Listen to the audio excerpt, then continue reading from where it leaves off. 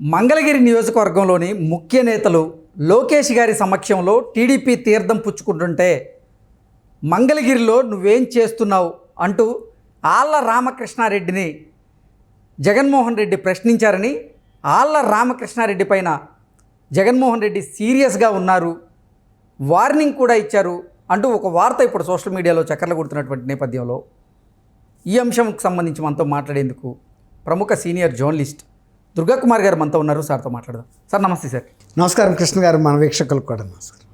Sir, ఈ మంగళగిరి నియోజకవర్గంలోని కొంతమంది ముఖ్య నేతలు లోకేష్ గారి సమక్షంలో ఈరోజు టీడీపీ తీర్థం పుచ్చుకున్నారు. ఈ నేపథ్యంలో మంగళగిరిలో నువ్వేం చేస్తున్నావు అంటూ ఆళ్ల రామకృష్ణారెడ్డి గారి మీద జగన్మోహన్ రెడ్డి గారు సీరియస్ అయ్యారని, ఆయనకి వార్నింగ్ కూడా ఇచ్చారు అంటూ ఒక వార్త ఇప్పుడు సోషల్ మీడియా వేదికగా చక్కర్లు కొడుతూ ఉంది. ఆ వార్తలో వాస్తవం ఉందంటారా? అంటే పార్టీ లీడర్లే కాదండి, యాక్చువల్గా దీని వెనకాల ఉండే బ్యాక్గ్రౌండ్ తెలుసుకోవాలి మనం. ఫస్ట్ వైఎస్ఆర్సీపీ గెలిచిన తర్వాత అప్పటి వరకు అమరావతి రాజధానికి నేను సపోర్ట్ చేస్తాను, 33,000 ఎకరాలు ఉండాలి, నేను రాష్ట్ర ప్రయోజనాల దృష్ట్యా నేను కేంద్ర బిందువుగా ఉన్న అమరావతి రాజధానికి నా ఆమోదం తెలుపుతున్నాను శాసనసభలో చెప్పి, ఎన్నికల తర్వాత పార్టీ అధికారంలోకి వచ్చిన తర్వాత అమరావతి కాదు రాజధాని, 3 రాజధానులు ఉండాలి, అభివృద్ధి అనేది వికేంద్రీకరణ జరగాలి, న్యాయ రాజధాని కర్నూలు ఉండాలి, శాసన రాజధాని ఏమో అమరావతి, తర్వాత పాలనా రాజధాని వైజాగ్ అనేసి 3 రకాల ప్రపోజల్ పెట్టాడు. పెట్టినప్పుడు రైతులు ఒక్కసారి షాక్ తిన్నారు.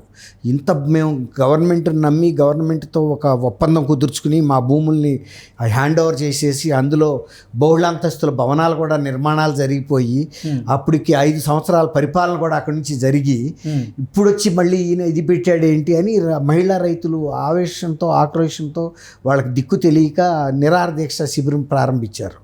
ఈయన కనీసం వచ్చి ఎప్పుడైనా అట్లా నిరాహార దీక్ష చేస్తున్నప్పుడు ముఖ్యమంత్రి రావటం, పలకరించడం, హామీ ఇవ్వటం, ఓదార్చడం అనేది ఆయన ఓదార్పు యాత్ర వాళ్ళ తండ్రి కోసం చనిపోయిన వాళ్ళనే కాదు, మామూలుగా చనిపోయిన వాళ్ళని కూడా రాజశేఖర రెడ్డి గారి మరణంతో బెంగతో చచ్చిపోయారని లిస్టులో వేసి ఎన్ని సంవత్సరాలు తిరిగాడండి. 3 సంవత్సరాల పాటు రాష్ట్రంలో తిరిగి ప్రజలందరి చేతుల మీద తల్ల మీద చేతులు పెట్టి బొగ్గలు నిమిరి ముద్దులు పెట్టి ఒక మన క్రైస్తవ మత కూటమి చేసినప్పుడు ఎలా చేస్తారో అలా మనుషుల ఇలా నొసటి మీద నొక్కి ఏయో చేసి మెస్మరిజం అన్నీ చేశాడు. జనం నమ్మారు, ఓట్లు వేశారు. ఇప్పుడు వాళ్ళు అక్కడ దీక్షా శిబిరం పెట్టుకుంటే వాళ్ళు ఆయన ఇంతవరకు పలకరించకపోగా దీనికి కౌంటర్గా 3 రాజధానులకు సపోర్టుగా 3 రాజధానులు వీళ్ళు ప్రోత్సహించి ఒక 3 కమిటీలని డాక్టర్ సెల్ అధ్యక్షుడు సంకే విశ్వనాథ్, తర్వాత ఏమో క్రిస్టియన్ కౌన్సిల్ యునైటెడ్ కౌన్సిల్ రాష్ట్ర అధ్యక్షుడు అప్పికట్ల జవహర్, బహుజన పరిరక్షణ సమితి అధ్యక్షుడు మాదగాని గురునాథం, ఇలా ఈ 3 నాయకులుగా పెట్టి ఒక శిబిరం. అంటే అది ఏంటంటే మందడం సీడ్ రోడ్ అని పెద్ద రోడ్డు వేశారు అసలు రాజధానిలో మాస్టర్ ప్లాన్ ప్రకారం. ఆ రోడ్లో తర్వాత కంకరాది తోలుకెళ్ళిపోయారు, అది వేరే మాట. వీళ్ళు వైఎస్ఆర్సీపీ వచ్చిన తర్వాత అక్కడ పోటీ శిబిరం ఏర్పాటు చేశారు. ఈ మహిళా రైతులు 5 సంవత్సరాల నుంచి చేస్తున్న దీనికి ప్రత్యామ్నాయంగా పోటీగా 3 రాజధానులు కావాలని, ఎందుకు వీళ్ళని వాళ్ళకి కావాల్సిన అన్ని ఏర్పాట్లు చేసి 3 రాజధానులు పెట్టడం వలన అభివృద్ధి అన్ని ప్రాంతాల్లోనూ జరుగుతుంది, తర్వాత 3 ప్రాంతాలు అభివృద్ధి అవుతాయి, దీని మూలాన ఎంతో మేలు జరుగుతుందని చెప్పి వీళ్ళకి మిస్గైడ్ చేశాడని ఇప్పుడు వాళ్ళు చెబుతున్నారు. మేము నమ్మి మోసపోయాము, 3 రాజధానుల మూలాన జరిగే మేలు ఏం లేదు, కేవలం రాష్ట్ర ప్రగతిని ఆపటాని కోసం ఇతను ఈ దొంగ నాటకం వేశాడు, అసలు అక్కడ రాజధాని నిర్మాణం చేయలేదు, మాకు ఇప్పుడు బుద్ధి వచ్చింది, దిగిపోతున్నాడు, ఇంకా మేము నమ్మి మోసపోవటంలో అర్థం లేదు. ఆయన 3 రాజధానులు చేయడు, ఒక రాజధాని చేయడు, ఏది ఉండదు, ఆయన సొంత స్వార్థ రాజకీయ ప్రయోజనం తప్ప.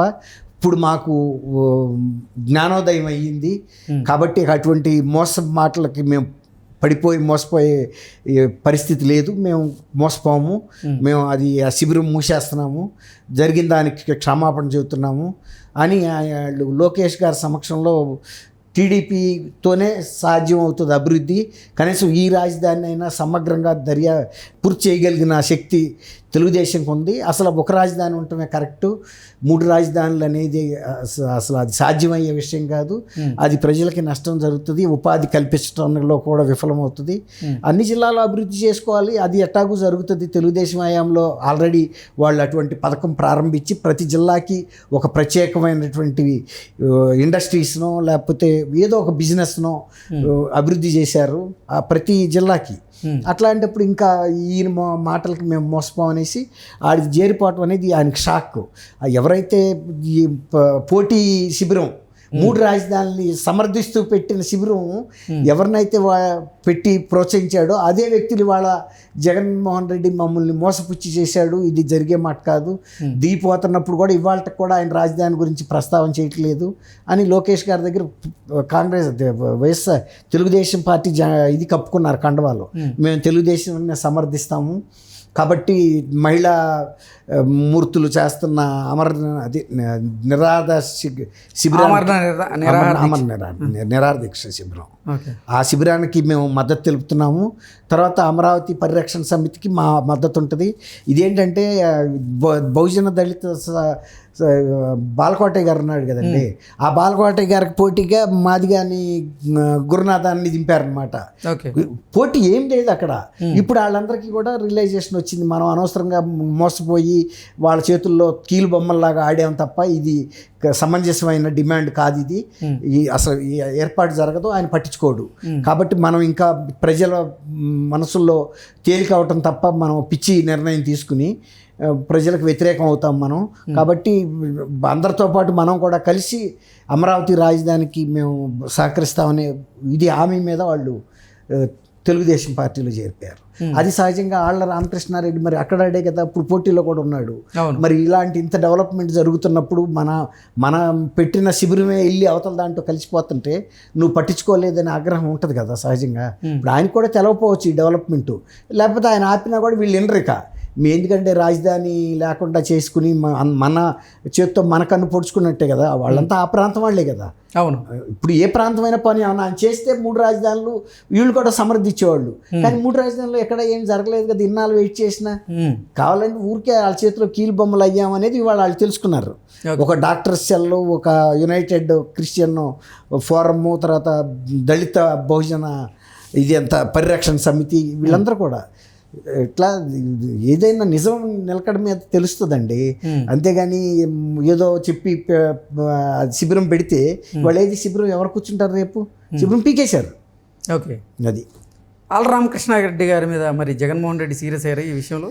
సీరియస్ అయినా చేసేదే ఉంది. ఇప్పుడు ఆయనే పడిపోతున్నప్పుడు ఇక ఆళ్ల రామకృష్ణారెడ్డిది ఏముందండి. ఇప్పుడు గడ్డపారలు గాలికి కొట్టుకుపోతుంటే దూదేకులు వచ్చి మా సంగతి ఏంటి అన్నట్టు ఇప్పుడు జగన్మోహన్ రెడ్డి గారి పరిస్థితి ఏంటి? ఇప్పుడు ఆళ్ల రామకృష్ణారెడ్డి ఎవరు? ఆయన ఒక కరకట్ట కమల్ హాసన్. ఇప్పుడు అసలు ఆయనే కొట్టుకుపోతుంటే ఈ కమల్ హాసన్ గురించి అడిగేది ఎవడు ఉంటాడు? ఇప్పుడు జగన్మోహన్ రెడ్డి గెలిపే డౌటే. సొంత చెల్లెళ్ళే దిగారు రంగంలోకి, తల్లే రాదు సపోర్ట్గా. ఎవరు నిలబడతారు? పెద్ద పెద్ద ఫ్యామిలీస్, పెద్ద పెద్ద సీనియర్ ఎంపీలు, మినిస్టర్లే వెళ్ళి ప్రతిపక్షాల్లో చేరారు. ఇవాళ పోటీగా పెట్టిన ఉద్యమ శిబిరం మూతపడింది. అర్థమవుతుంది కదా పరిస్థితి. Okay, okay sir, thank you so much. Thank you Krishna గారు, మన వీక్షకులు.